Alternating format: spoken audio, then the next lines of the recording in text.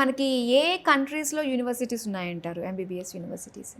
మీరు ఇప్పుడు చూసుకుంటే మార్కెట్‌లో చాలా కంట్రీస్ ఉన్నాయి madam. Hmm. Kazakhstan, Kyrgyzstan, Georgia, Vietnam, Russia, multiple కంట్రీస్‌కి వెళ్తున్నారు. Even European countries, Italy, France, Germany, UK, US.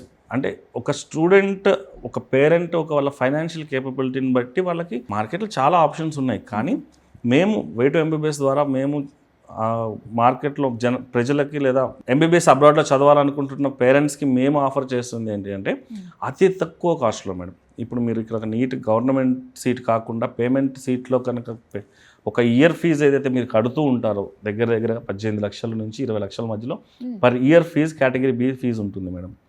ఆ ఒక 1 ఇయర్ ఫీజుని మీరు కనుక క్యాలిక్యులేట్ చేసుకున్నట్లయితే మా దగ్గర 6 ఇయర్స్ కోర్స్ ఫీజు మొత్తం కూడా అయిపోతుంది. That with proper Indian faculty అండి. మా దగ్గర కాలేజ్ ఉన్నది అబ్రాడ్లో, కజకిస్తాన్ అనే కంట్రీలో అయినప్పటికీ కూడాను యాజ్ సెడ్ మా పార్ట్నర్ డాక్టర్ ధర్మతేజ అక్కడ డైరెక్టర్ పొజిషన్లో ఉండటం ద్వారా government on special request in house Indian ఫ్యాకల్టీని ప్రొవైడ్ చేయడానికి మాకు స్పెషల్ పర్మిషన్ ఉందండి. సో దీని ద్వారా ఏమవుతుందంటే స్టూడెంట్ అంతా ప్రీ క్లినికల్ సబ్జెక్ట్స్ ఏవైతే ఉంటాయో, అంటే ఫస్ట్ అనాటమీ, బయోకెమిస్ట్రీ, ఫిజియాలజీ లాంటి ప్రీ క్లినికల్ సబ్జెక్ట్స్ అన్నీ కూడాను ఇండియన్ ఫ్యాకల్టీయే చెప్తుండటం వల్ల స్టూడెంట్స్కి irrespective of they are studying in abroad, అంటే అబ్రాడ్లో చదువుతున్నప్పటికీ వాళ్ళకి ఇండియాలో చదువుతున్న ఫీలింగే వస్తుంది. సో వాళ్ళకి ఒక ఇండియన్ ఎన్విరాన్మెంటే ఉంటుంది.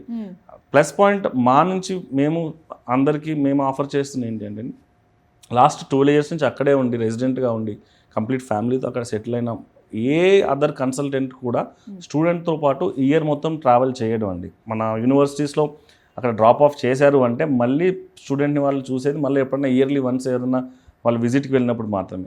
మేము as a director co founder I will be taking care of Indian admission part and parent communication from India అండి.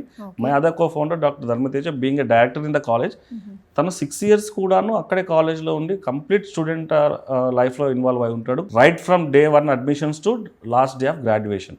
అంటే ప్రాసెస్లో మీకు ఎక్కడ కూడా చిన్న హర్డిల్ వచ్చినా, ఎక్కడ చిన్న ఇబ్బంది వచ్చినా ప్రతి స్టెప్లో మీకు మేము అండగా ఉంటూ అంత ప్రాసెస్ అంతా తెలిసిన వాళ్ళము అండ్ మేనేజ్మెంట్ రోల్లో ఉన్న వాళ్ళం కాబట్టి ప్రాసెస్ అంతా కూడా మా గైడెన్స్లో జరుగుతుంటుంది. ఏమన్నా కొత్త ఇబ్బందులు అలాంటివి ఏమన్నా మీరు ఫేస్ చేస్తున్నారు అంటే దాన్ని మేము ఇమ్మీడియట్గా దానికి మేము అడాప్ట్ అయ్యి దాన్ని ఎలా స్మూత్ ప్రాసెస్ చేయగలము దాన్ని ఇమ్మీడియట్గా ఇన్కల్కేట్ చేసుకొని ద బెటర్ లైఫ్. అంటే as being a foreign medical graduate అబ్రాడ్లో చదువుకున్నప్పుడు మేము పడ్డ కష్టాలు కానివ్వండి, మేము ఫేస్ చేసిన డిఫికల్టీస్ అండ్ మాకు అప్పుడు లేని ఫెసిలిటీస్ అన్నీ ఇప్పుడు ఉండుంటే మేము ఇంకా బెటర్గా ఉండేవాళ్ళం, ఇంకా బెటర్గా అయి ఉండేవాళ్ళమేమో అని అనుకున్న ఫెసిలిటీస్ అన్నీ కూడాను స్టూడెంట్ లైఫ్లో ఇప్పుడు మేము అక్కడ వాళ్ళు అందిస్తూ దాన్ని ఒక smooth process and transparent process చేసాము అండి.